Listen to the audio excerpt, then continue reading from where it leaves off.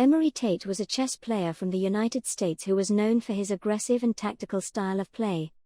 He was an active player in the 1980s and 1990s, and won a number of tournaments throughout his career. He was also a chess instructor and coach, and was highly regarded for his ability to teach chess to players of all levels. Unfortunately, Emory Tate passed away in 2015. He is also the father of famous personalities Andrew and Tristan Tate. The game we are looking at today was played in the year 2006 and is arguably Emory Tate's best games in terms of opponent's rating.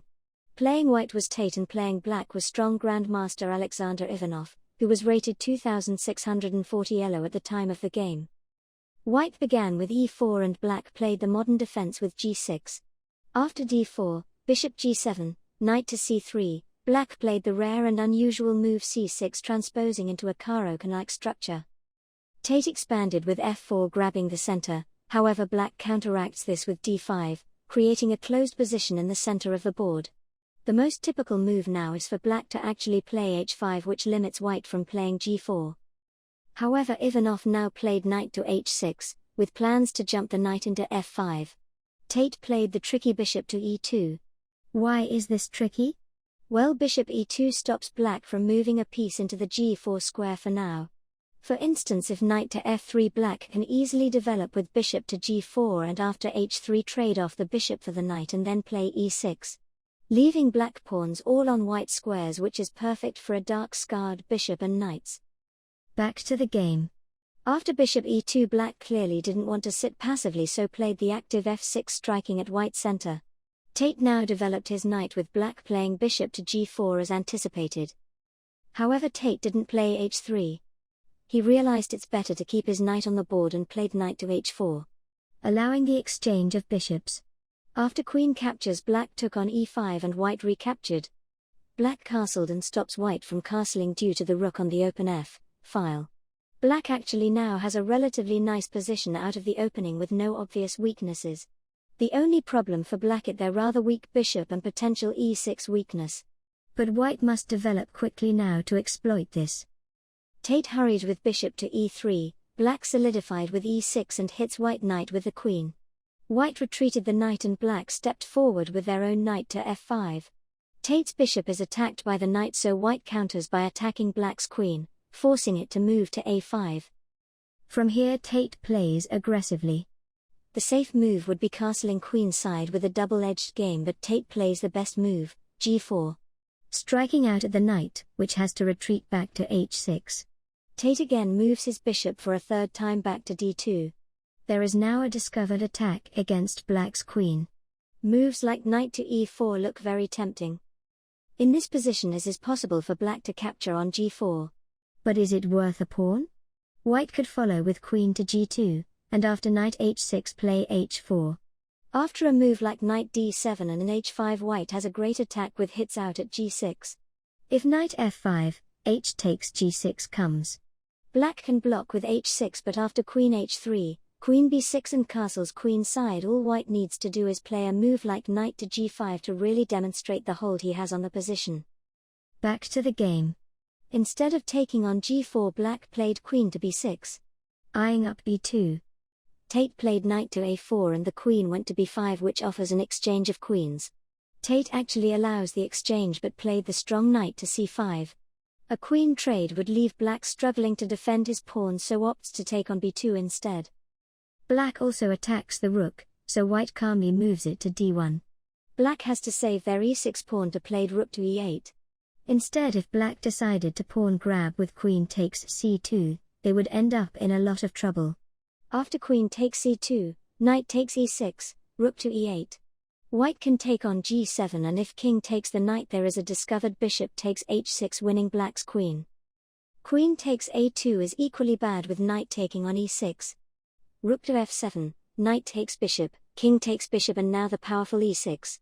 Followed up by bishop takes h6, king takes h6 and queen to e5 with some scary mating ideas. So back to the game. After rook to d1 black played rook to e8 to protect e6. After this Tate goes in for the kill with h4. Again this allows black to capture g4 if they wish. But again white would gain a great attack with h5, let's say queen takes c2, knight to d3, Pawn takes h5, rook h5, knight to d7 and rook to g5, hitting the knight. If their knight moves, then a rook sacrifice is very much winning for white due to the discovered attack idea. In the game, black was more solid, playing b6. Tate dropped the knight back to d3. The queen captured c2 and Tate played h5, trying to open up the position. g5 was actually the best move for black, and Tate takes back a pawn with knight takes g5. Black played c5, quickly striking in the center, but perhaps was a bit too ambitious. Tate hits the queen with rook c1. The queen takes on a2. And now Tate find a brilliant move. What would you play in this position? Pause the video if you'd like more time. But Tate played the incredible knight takes on c5. The point is, if pawn takes on c5, white will play queen to d3 and there is nowhere for the king to hide. If king to f8, white takes on h7 with the knight. If the king runs, then white cleans up with bishop g5 check, king to d7 and queen to b5, followed by rook takes c5. If the king hides on g8, then knight to f6, bishop takes f6 and queen to g6 is devastating. Bishop g7, then queen takes rook, followed by g5. So we've established the knight cannot be taken. Instead, black played knight to f7, trying to get a defender in the game. Tate took on e6 and black captured on g5, with white recapturing on g5. Black played bishop to h6. It looks as though black wants to keep trading pieces. But now Tate played a rather great move. He castled kingside on move 27. Getting the king to safety, but also establishing his rook on the very powerful open f-file, leaving black's king nowhere to run. Black finally developed their knight and Tate played rook to f5. Another solid move. Threatening to double rooks, but also stops any knight takes e5 sacrifice ideas.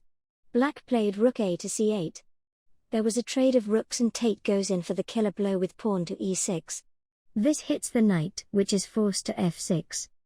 Tate continues pushing with e7, threatening a strong queen to e6 check.